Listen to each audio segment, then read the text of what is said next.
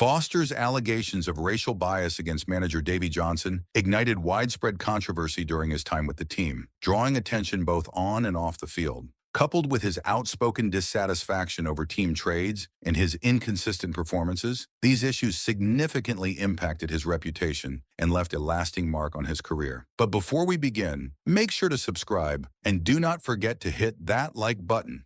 In 1986, while playing for the New York Mets, George Foster made a bold and controversial claim that manager Davy Johnson showed favoritism toward white players. These remarks didn't just spark conversations, they ignited a firestorm of controversy that rippled through the team and the media. Foster's comments added tension to an already competitive clubhouse, making an awkward situation even more challenging. Not long after voicing his concerns, the Mets decided to release him. It was a dramatic and emotional turn of events for Foster, whose frustrations both on and off the field seemed to come to a boiling point. Foster was never one to shy away from expressing his feelings, and over the years, he didn't hesitate to share his frustrations about certain aspects of his career. One of the things that often bothered him was his playing time. He felt that he wasn't always given the opportunities he deserved, which added to his dissatisfaction. Foster was also involved in a few trades during his career that didn't sit well with him. For example, when he was traded from the San Francisco Giants to the Cincinnati Reds in 1971, he was openly disappointed. At the time, he believed the Giants were a stronger team and had a better chance of competing for a championship.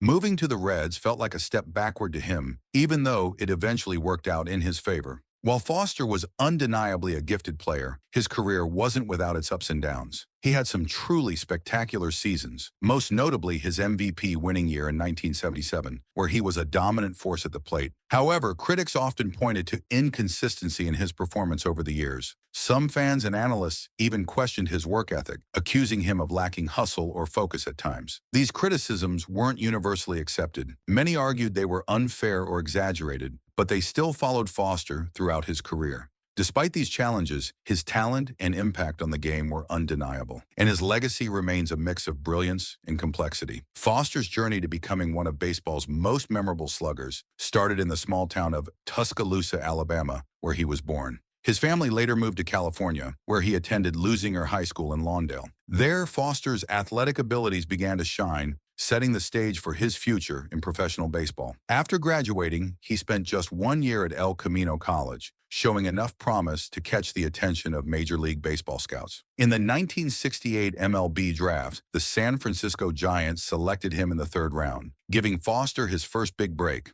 Foster spent 2 years honing his skills in the Giants' farm system before getting his first taste of the big leagues in September 1969, debuting at just 20 years old. In his first few games, he showed flashes of potential, going 2 for 5 with an RBI while serving as a pinch hitter and late-inning defensive replacement. Though his playing time was limited, Foster had a front-row seat to history that season. On September 22nd, he was in the lineup when none other than Willie Mays pinch hit for him, blasting his iconic 600th career home run. Moments like that were invaluable to the young Foster, who absorbed lessons from some of baseball's greatest players. The following year, Foster got another shot with the Giants, returning to the team in September and hitting his first career home run against Pat Dobson of the San Diego Padres, a milestone every ball player cherishes. By 1971, Foster had earned a spot on the Giants' opening day roster as a 4th outfielder, backing up legends like Mays, Bobby Bonds, and Ken Henderson. Despite the honor of making the team,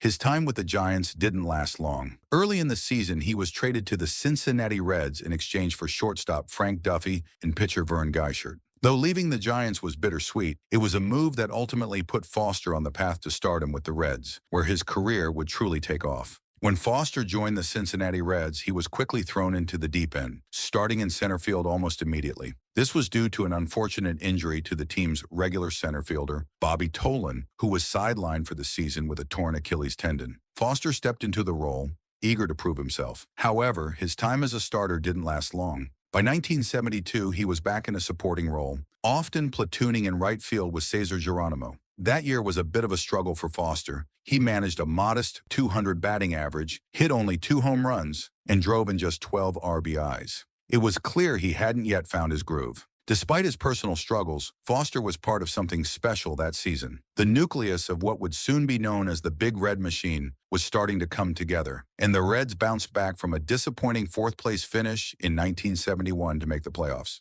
Foster's contribution to the 1972 postseason might not have been flashy, but it was memorable. In Game 5 of the National League Championship Series against the Pittsburgh Pirates, he entered the game as a pinch runner for Tony Perez and scored the series-winning run on a wild pitch from Bob Moose, a thrilling moment that sent the Reds to the World Series. Although Foster saw some action in the World Series against the Oakland Athletics, appearing in Games 1 and 5, he didn't get a chance to swing the bat. The following year, 1973, proved to be a transitional period for Foster. He spent most of the season with the Reds' AAA affiliate, the Indianapolis Indians, where he worked to refine his skills and improve his consistency. When the minor league season ended, Foster was called back up to the majors in September. However, he wasn't included on the Reds' postseason roster that year. Meanwhile, Bobby Tolan struggled mightily at the plate, batting just .206, which led to him being traded to the San Diego Padres during the offseason for pitcher Clay Kirby. With Tolan gone, the Reds had a vacancy in right field heading into 1974.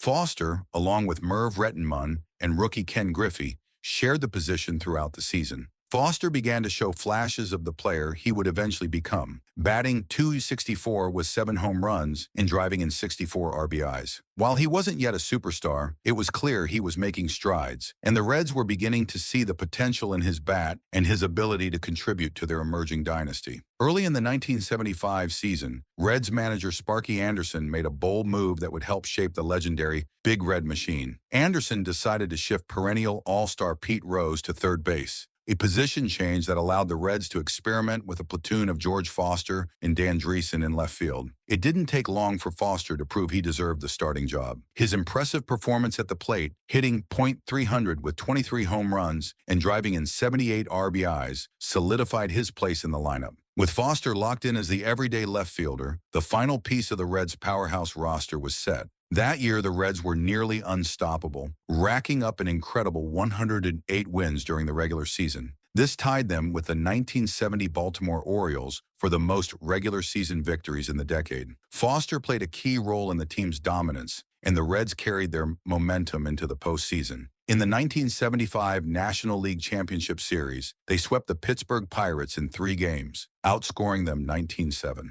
Foster had a strong series, batting .364 and scoring 3 runs, further cementing his growing reputation as a clutch performer. However, the World Series proved to be a much greater challenge. The Reds faced off against the Boston Red Sox in a 7-game battle that has since become one of the most iconic fall classics in baseball history. Foster had his moments at the plate, going 2 for 6 and driving in 2 runs in the legendary Game 6 at Fenway Park. But his most memorable contribution came in the field. With the game tied in the 9th inning, the Red Sox had the bases loaded and no outs. Reigning MVP Fred Lynn hit a fly ball down the left field line. Foster raced to make the catch near the stands for the first out, then delivered a strong throw to home plate to nail Denny Doyle, who had tagged up and was attempting to score. The double play preserved the tie, and the Reds went on to win the series in dramatic fashion, capturing their first championship since 1940. Foster carried his strong play into 1976, a year that truly showcased his talents. In June, during a 17-game hitting streak, Anderson moved Foster into the cleanup spot in the batting order. At one point, his batting average climbed as high as .343, and by the All-Star break, he had 17 home runs and 71 RBIs. His stellar first half earned him his first All-Star game start, and he didn't disappoint. Foster turned in an MVP-caliber performance, blasting a 2-run home run and driving in another run to lead the National League to a 7-1 victory over the American League. He finished the season batting .306 with 29 home runs and a major league-leading 121 RBIs, narrowly missing out on the National League MVP award, which went to his teammate Joe Morgan. Rose and Ken Griffey also finished in the top 10 of MVP voting, highlighting just how loaded the Reds' roster was that season. The Reds ran away with the National League West Division title, finishing 10 games ahead of the Los Angeles Dodgers. In the postseason, they cemented their legacy as one of baseball's greatest teams by becoming the only squad in the divisional era to go undefeated in the playoffs. They swept the Philadelphia Phillies in the NLCS and then dominated the New York Yankees in the World Series. Foster had his struggles in the NLCS, batting just 167, but he still contributed with key home runs in Games 1 and 3. In the World Series, he caught fire, hitting .429 and driving in 4 runs to help secure the Reds' second consecutive championship. By the end of 1976, Foster had established himself as one of the most dangerous hitters in the league and a crucial piece of the Reds' incredible run of success. His clutch performances, both at the plate and in the field, made him a key player on a team filled with future Hall of Famers and baseball legends. By 1977, he was a household name, delivering one of the greatest seasons ever seen in Major League Baseball. Foster dominated the National League on his way to being named MVP. On July 14th, he had an electrifying performance against the Atlanta Braves, blasting 3 home runs in a single game. The following day, he added another home run against the Houston Astros, bringing his season total to an astonishing 29 homers by the All-Star break. Foster's incredible 1977 season continued to reach historic heights. On September 23rd, during a Reds victory over the Braves, he hit his 50th home run of the year off Buzz Capra. This achievement made him the first player to reach the 50 home run milestone since Willie Mays in 1965 and the first ever Cincinnati Red to do so. The feat would remain unmatched until Cecil Fielder hit 51 in 1990. Foster kept his momentum going into 1978, starting the season strong with 18 home runs and 63 RBIs in the first half, earning his 3rd consecutive All-Star Game start. While his overall batting average dipped slightly to .281, he still led the National League in both home runs and RBIs, maintaining his reputation as one of the league's most dangerous hitters. In 1979, he earned a 4th All-Star nod, though a pulled thigh muscle during the game sidelined him for a month. Despite injuries decimating the Reds that season, the team stayed competitive in the NL West race. Foster returned to action just in time to help the Reds clinch the division crown, hitting a crucial home run in Game 1 of the NLCS against the Pittsburgh Pirates. However, the Reds were swept by the Pirates, who went on to win the World Series. By the end of the 1970s, the Big Red Machine was starting to break apart. Key players like Joe Morgan, Tony Perez, and Pete Rose had departed, and the Reds were no longer the dominant force they once were. Foster remained a consistent contributor, leading the team with 25 home runs and 93 RBIs in 1980. When the Reds bounced back in the strike-shortened 1981 season, Foster was once again a top performer, finishing second to Mike Schmidt in RBIs. His stellar play even earned him a spot in Lawrence Ritter and Donald Honig's book, The 100 Greatest Baseball Players of All Time. In 1982, Foster's time with the Reds came to an end. With 1 year left on his contract, he sought a 5-year extension, but the Reds were unwilling to meet his terms. They traded him to the New York Mets, where he signed a 5-year, $10 million deal. Joining the Mets marked a new chapter in his career, but it was one filled with challenges. The 1985 season saw the Mets locked in a tight race with the St. Louis Cardinals for the NL East title. Foster played a crucial role in key moments, including a standout performance on October 2nd when he went 3 for 4 with a home run to help the Mets pull within 1 game of the division lead. Ultimately, the Cardinals edged out the Mets for the title, but Foster's contributions were significant. By 1986, Foster was 37 years old and in the final year of his contract. His power remained respectable, with 13 home runs and 37 RBIs, but his batting average dipped to .237, and his range in the outfield had noticeably declined. Manager Davey Johnson began to phase Foster out of the lineup in favor of Kevin Mitchell, a move that sparked controversy when Foster suggested it was racially motivated. His comments drew criticism, especially since Mitchell, like Foster, was black. Foster's personality was also seen as a poor fit for the fiery, combative Mets team of the mid-1980s. After appearing in just 14 games following his benching, Foster was released in August. He briefly joined the Chicago White Sox, hitting a home run in his first game, but his performance quickly faded. Foster retired after the 1986 season, capping an 18-year career that included a .274 batting average, 348 home runs, and 1,239 RBIs. Well, that brings us to the end of today's video. Make sure to subscribe to Baseball Icons so that you never miss an update. And if you enjoyed this video, make sure to check this one out too.